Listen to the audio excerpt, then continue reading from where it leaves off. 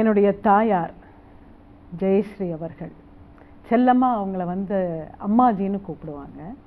அவங்களும் இந்த சினிமா துறைக்கு வந்ததுக்கப்புறம் ஜெயஸ்ரீயாக மாற்றப்பட்டாங்க. எனக்கு ஒரு அம்மாவுடைய பேக்கப் இருந்தது. அதாவது என்னுடைய பெயர் ரோஹிணி.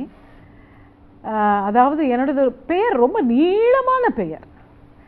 லக்ஷ்மி கிருஷ்ணவேணி ரோஹிணி பார்வதி தேவின்னு வச்சாங்க.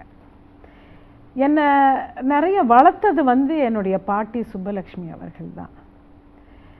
அவங்க ஏன் இவ்வளோ நீளமாக அந்த பேர் வச்சாங்கன்னா, வெள்ளிக்கிழமை அன்னைக்கு பிறந்ததுனால லக்ஷ்மி, கிருஷ்ண ஜெயந்தி அன்னைக்கு பிறந்ததுனால கிருஷ்ணவேணி, ரோஹிணி நட்சத்திரத்தில் பிறந்ததுனால ரோஹிணி, பார்வதி தேவிங்கிறது என் தாயார் எப்போவுமே நான் வயிற்றில் இருந்தபோது கபாலீஸ்வரர் கோயிலில் ஒரு மரம் ஒன்று இருந்தது.